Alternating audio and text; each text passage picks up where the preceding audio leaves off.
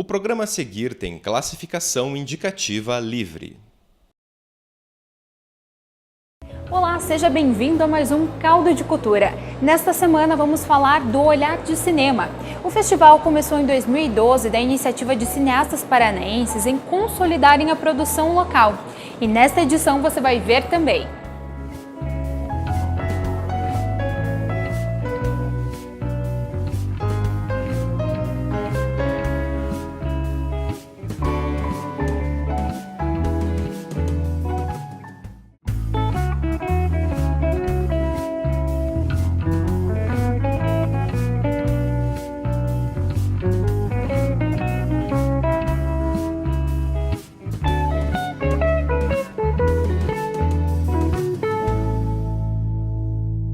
O Festival Olhar de Cinema promove uma discussão sobre a sétima arte e também traz novos olhares.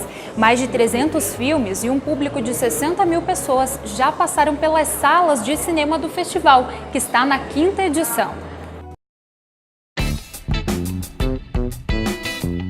Na verdade, a gente nunca imaginou que fosse chegar numa 5ª edição, porque a gente começou o festival com uma mostra de filmes, que era a ideia só exibir alguns filmes que a gente achava interessante, que a gente via em viagens que a gente ia para festivais no Brasil e fora, e que acabavam não sendo exibidos em Curitiba. E nesses 5 anos ganhou uma dimensão outra, assim, o festival. Ele ganhou uma dimensão que a gente não imaginava que fosse chegar nunca, assim. O Olhar de Cinema se consagrou no meio como um festival que dá voz e vez aos novos produtores. Neste período de 5 anos, o cinema independente de mais de 50 países foi visto e debatido. Se você não tem um festival para exibi-los em sala de cinema, a grande maioria desses filmes as pessoas nunca vão ter conhecimento que eles existem. Então não tinha dúvidas que tinha que ser esse tipo de filme para ser exibido, porque é uma oportunidade única das pessoas verem a grande maioria dos filmes que a gente exibe aqui. Toda a concepção do festival faz com que o público vivencie uma nova maneira de olhar o cinema, em especial aquelas produções que não chegaram ao circuito comercial. A ideia aqui é fomentar a sétima arte. Valorizar o cinema da maneira mais plural dele, né? Mais diversificada, porque infelizmente hoje a gente tem um domínio dentro das salas de um único cinema. 90% das salas hoje exibem a mesma coisa. Então, não só em Curitiba, mas no Brasil inteiro, e até um fenômeno um pouco mundial, em vários países são assim. E a gente quis dar a possibilidade de trabalhar com esse outro cinema, né? Porque mostrar para pessoas que existe filmes sendo feitos na Filipinas, na Romênia, na Polônia, na Tailândia, em lugares mais remotos do mundo, tem filmes sendo feitos e filmes muito interessantes, instigantes e que comunicam com as pessoas de Curitiba, do Brasil. Além de levar ao público um recorte do cinema independente mundial, o Olhar de Cinema também debateu as estéticas cinematográficas e levantou discussões com temas atuais da sociedade. A gente sempre tenta trabalhar nesses temas, inclusive tem a questão do Ministério da Cultura, né? O que acontece agora com o Ministério da Cultura, com todas essas mudanças, com a extinção, com a volta, enfim, tudo isso. Então a gente sempre tenta trabalhar no seminário com temas mais voltados para o cinema e o cinema de maneira ampla e o cinema impactando na sociedade, ou a sociedade impactando no cinema, ou a sociedade conversando com o cinema. Então para nós é sempre importante essa mescla de temas e de possibilidades dentro do seminário para reflexão em cima do cinema de uma maneira muito mais ampla, né? Não somente discutir filmes, mas poder discutir outros assuntos que estão relacionados com a área do audiovisual, com o cinema. Mas não são só exibições e seminários, o Olhar de Cinema também tem prêmios para os realizadores, entre eles o Novos Olhares, que premia filmes internacionais. O público também escolhe o melhor longa e curta na mostra competitiva. Público este ano que foi bem diversificado. Então significa também que Curitiba, como um todo, cada vez mais tem participado do evento, não está ficando só num nicho de jovens, universitários, não. Cada vez mais as pessoas de Curitiba e região metropolitana que gostam de cinema, que querem ver alguma coisa diferente no cinema, descobrem o evento e vêm participar com a gente.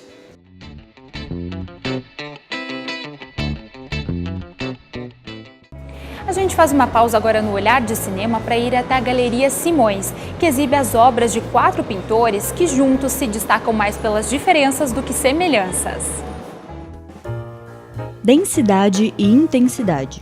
As obras na Galeria Simões dialogam e se distanciam de diversas formas. Gabriela Machado e Célia Uvaldo transmitem a expressão do gesto, do movimento instantâneo da pintura. Totalmente diferente das obras mais estruturais de Daniel Feingold e Elizabeth Jobim. A filha de Tom Jobim tem grande inspiração nas formas geométricas, com influência da arquitetura e do construtivismo. Mas voltado também ao gesto e à forma, foi se voltando a sua forma, a sua reinterpretação do construtivismo brasileiro e trazendo um trabalho de uma concepção formal mais rígida dos quatro dos artistas que aqui se apresentam. Já Daniel Feingold é arquiteto de formação e tem um ritmo totalmente mais intenso, em que suas telas questionam sobre perspectiva e representação. Daniel parte de pesquisa sobre a paisagem urbana, para criar telas de fluxo constante, como grades que não têm fim. Ele usa uma técnica que ele coloca as telas em pé, apoiadas e sobre uma estrutura, e nessa estrutura tem uma calha.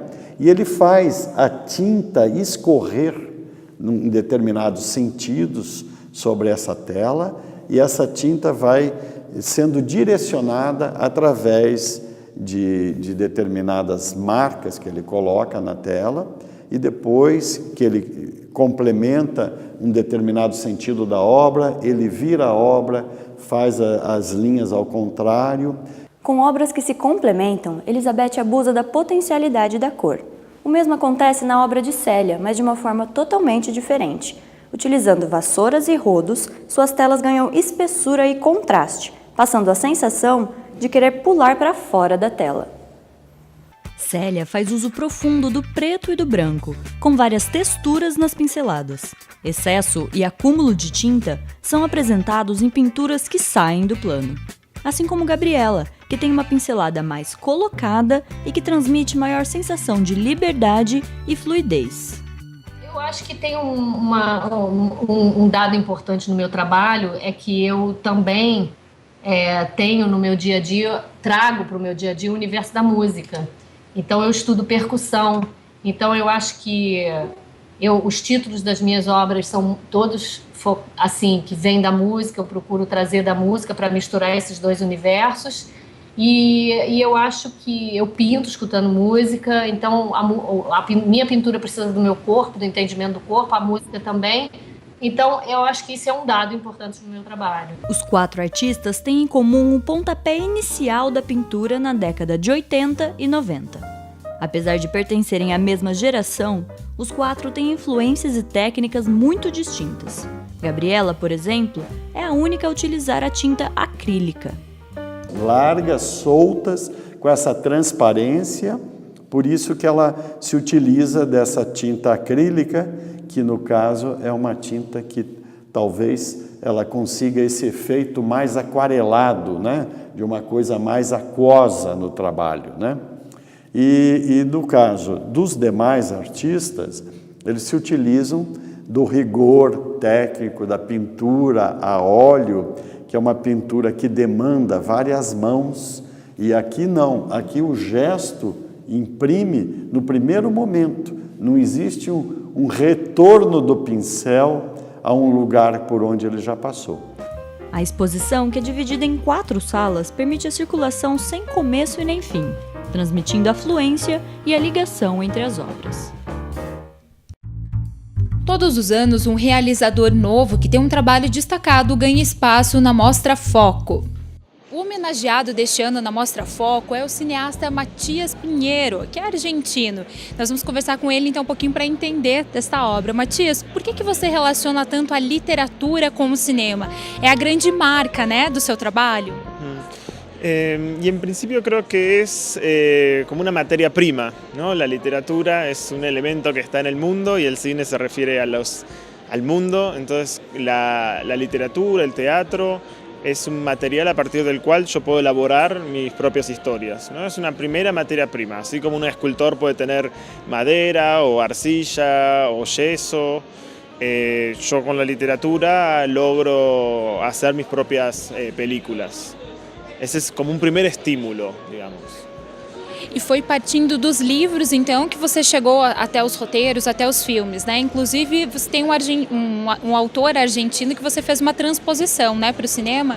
Sí, a estos textos me acerqué por el lado de la lectura, tanto del lado de la literatura. Yo no soy escritor y tampoco hago teatro, no soy ni actor ni director de teatro. Vengo del cine, pero estos elementos me estimulan. Entonces sí, a partir de ellos saco, nunca son adaptaciones, siempre son como medio, como yo les digo, como profanaciones, como que tomo ciertos elementos, los invierto, los transformo, los decoloro.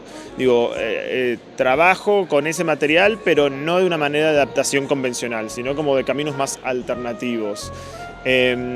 Mis primeras dos películas trabajaron alrededor de los primeros textos de Domingo Faustino Sarmiento, que es un escritor y presidente argentino del siglo XIX. Tenía yo un interés por la iconografía del siglo XIX en la Buenos Aires de hoy, entonces organizaba esas tramas un poco barrocas alrededor de un par de sus textos, no de todos sus textos, y tampoco alrededor de todas sus figuras, sino como de estos textos em particular. Você tem esse trabalho importante, né? Esse projeto com Shakespeare, já que esse ano completa 400 anos da morte desse autor. Por que você resolveu trabalhar com ele? Você resolveu trazer Shakespeare para o cinema?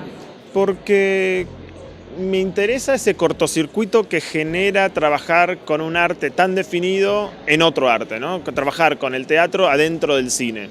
Como que a priori parecería ser algo anticinematográfico, pero yo lo encuentro sumamente, que me permite explorar qué entiendo yo por qué es lo cinematográfico. En ese sentido, la relación que yo tengo con mis actores, con los actores con los que yo trabajo, sobre todo con las actrices con las que yo trabajo, es muy fuerte. Y cierto interés por Shakespeare viene como una especie de transfusión de ellas hacia mí.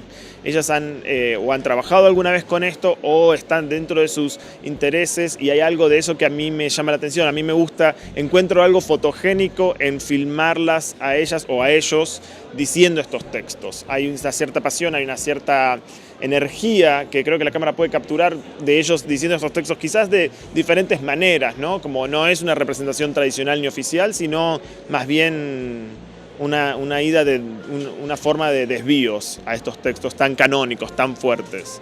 Y luego, allá desde el 2010, vengo desarrollando una serie de películas que se centran en los personajes femeninos en las comedias de Shakespeare, que titulo yo Las Shakespeariadas de una manera un poco informal, y de cada una de estas obras extraigo el personaje femenino, que por lo general en las comedias es el personaje más fuerte, ¿no? Mientras que en las tragedias son los hombres los que tienen como una mayor importancia, en las comedias por lo general son las mujeres las que tienen los personajes más fuertes, más inteligentes, más dinámicos.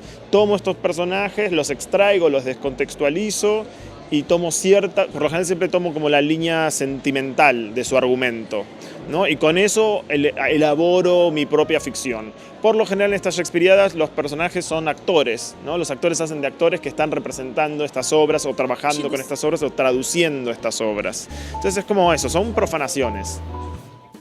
E depois do intervalo vamos falar da relação do cinema com a música e também a retrospectiva que homenageia um dos grandes nomes do cinema nacional, Luiz Sérgio Persson.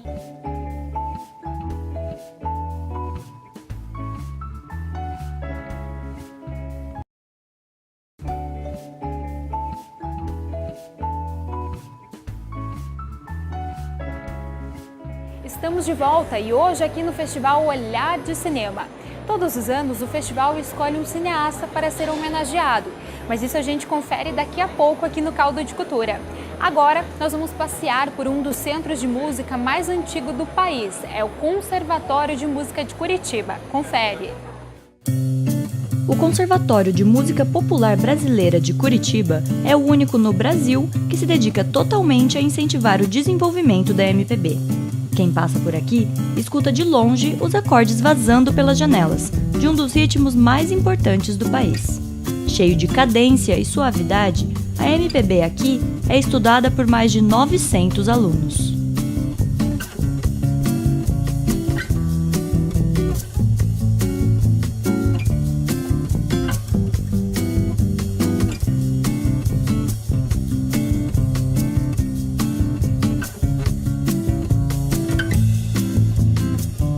A história do conservatório começou há 23 anos e o objetivo permanece um só. O objetivo principal do conservatório sempre foi ensinar, promover, pesquisar, divulgar a música popular brasileira. Por isso que ele é o único conservatório exclusivo de música popular brasileira do Brasil. Motivando o estudo da música em jovens como Vinícius, que vai apresentar no final do semestre a canção Hoje Tá Tão Bonito, escrita por seu avô. Hoje tá tão bonito que até parece que eu vou pegar avião. Hoje tá tão bonito que até parece que eu vou ver você, meu bem. Está tão... No conservatório há menos de um ano, ele escolheu o espaço por um só motivo: o foco na música brasileira. A maioria das pessoas desvaloriza a nossa cultura, assim, e eu acho que incentivar isso é muito importante. E o conservatório faz isso muito bem. Além de valorizar a composição dos alunos, o conservatório oferece aulas de mais de 20 instrumentos diferentes, o que possibilita o intercâmbio de conhecimento. Guilherme é um dos 30 professores responsáveis por fazer com que a música popular brasileira continue sempre se reinventando. Sim, as escolas de músicas, né, tradicionais, além dessa convivência, o número de alunos que é muito grande, os grupos instrumentais, né, que tem aqui no conservatório, é a questão do foco na música brasileira. Isso é muito importante, porque para nós e para os alunos, né, porque o aluno tem espaço, inclusive, para compor, para mostrar suas obras, para valorizar o que é brasileiro. O conservatório possui ainda uma fonoteca, com um acervo sonoro de mais de 4.000 títulos, entre LPs e CDs.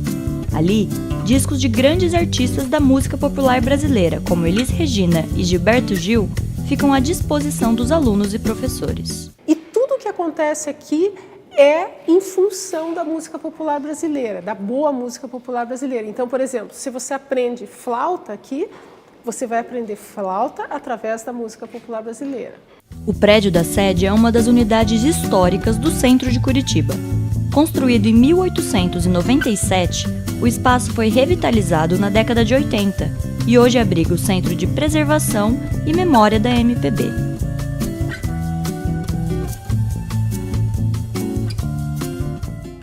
E falando em música, nossa coluna Diálogos Culturais de hoje é sobre trilhas de cinema. Caio Marques nos mostra a beleza da música na sétima arte.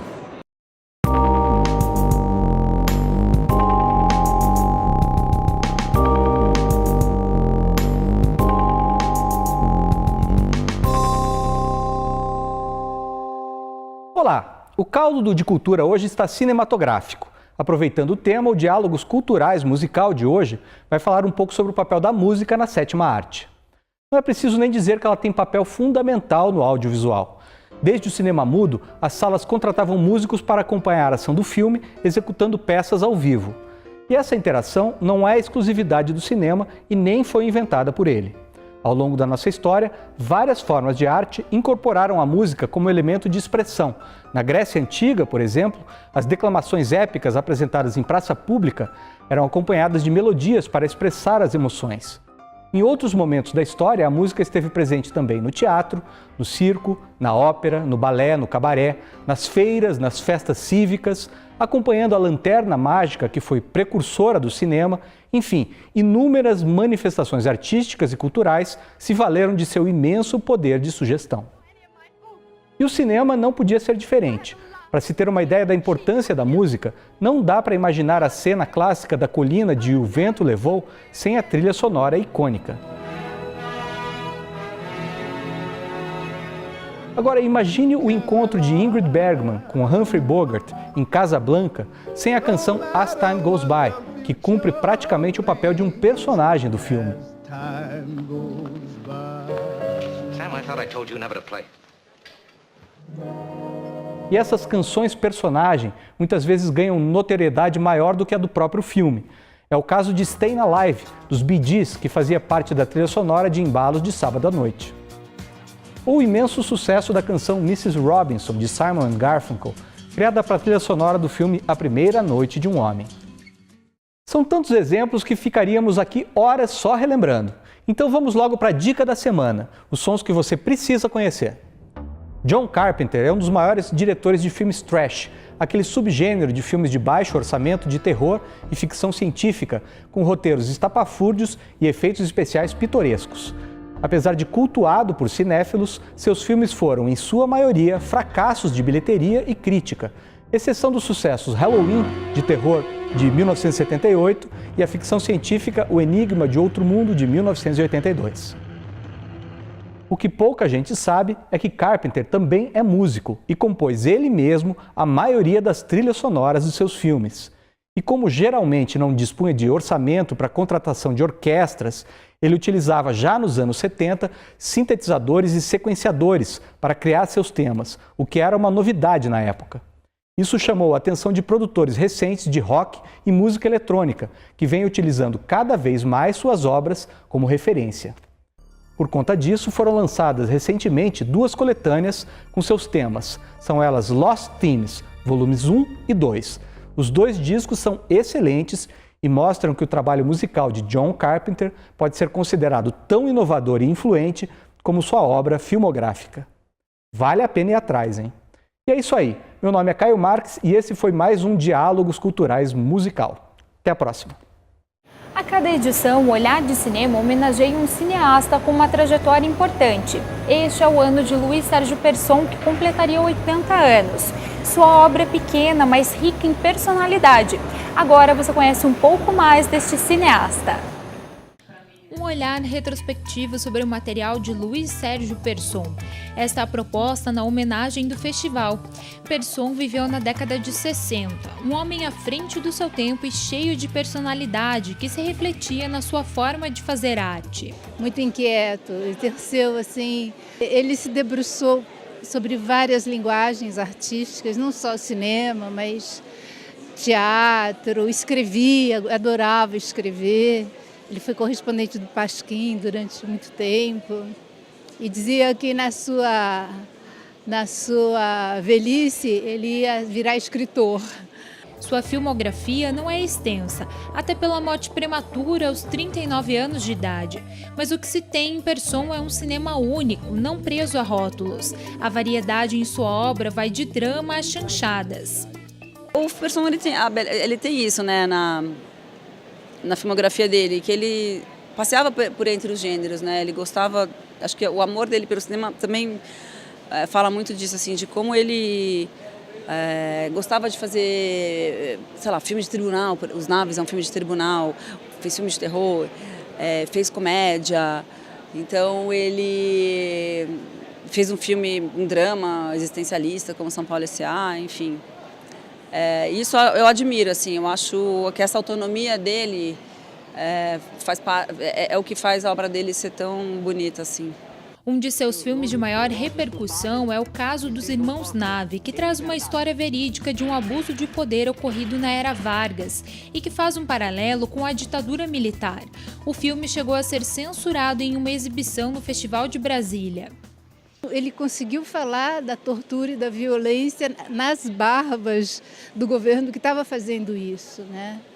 O filme só foi apreendido e censurado depois que quando ele passou no Festival de Brasília, depois que já tinha sido explorado comercialmente. E no Festival de Brasília, a última cena, quando o tenente tenta coagir as testemunhas, com a sua presença, com o seu barulho de botas, batendo, imponente ali no meio, na frente dos jurados. Naquela cena, o público do Festival de Brasília começa a aplaudir. Um jeito muito atual ainda, sabe? Que ainda causa um impacto, apesar de ser um filme feito em 1967, ele não tem aquela coisa. Claro, você vê que é um filme antigo e até os diálogos, às vezes você fala isso, é um filme que é de 1967, mas ele não é um filme que ficou extremamente datado. Acho que não só pela questão do tema, de falar de uma violência que foi imposta, fala de uma época onde ele conseguiu passar um filme que fala sobre uma força. Ele passou esse filme na época da ditadura, né? Então ele conseguiu fazer um filme que ainda hoje causa esse debate, sabe? Outro filme marcante é São Paulo S.A., que se passa na década de 50, mostrando o desespero e a alienação de um cidadão mediante a industrialização. Mesmo antigo, o filme se faz atual. O São Paulo S.A. é um filme que ele tem desde uma linguagem muito ousada, ele como peça cinematográfica assim, é um filme muito admirado por críticos, por cineastas. Muitos cineastas das novas gerações são influenciados, dizem, né, que falam da admiração que eles têm pela filmografia do Bresson e principalmente pelo São Paulo S.A., né, um filme existencialista, um filme que fala de um indivíduo que tenta se desvencilhar de uma engrenagem da qual ele não quer fazer parte, mas ao mesmo tempo ele não consegue, né? Ele tem uma atualidade muito impressionante, assim, apesar de ser um filme todo filmado nos anos 60, que fala de uma realidade dos finais dos anos 50, em São Paulo, mas ao mesmo tempo ele consegue alcançar temas universais, né? Por sua importância no cinema dos anos 60 e pela sua autenticidade, Bresson merece espaço no novo cinema brasileiro. Cada filme era parte da sua personalidade. Ele era uma pessoa muito multifacetada. Um outro cineasta que poderia se comparar com toda essa inquietude temática e de linguagem e tal, e eu penso no Kubrick. Kubrick também fez filmes muito diferentes entre si. É isso, quando a gente fala atual, talvez a palavra mais exata seja atemporal. Acho que é uma coisa que perdura no tempo, né? Eu acho que ele tinha essa percepção, assim, de captar as coisas importantes, e as coisas que são importantes, elas permanecem no tempo, né? Elas conseguem atravessar as décadas. Recomeçar. Muito obrigada pela sua companhia. O Caldo de Cultura fica por aqui. Você pode rever este e outros programas em nossas redes sociais. Agora eu vou curtir o Olhar de Cinema. Até mais!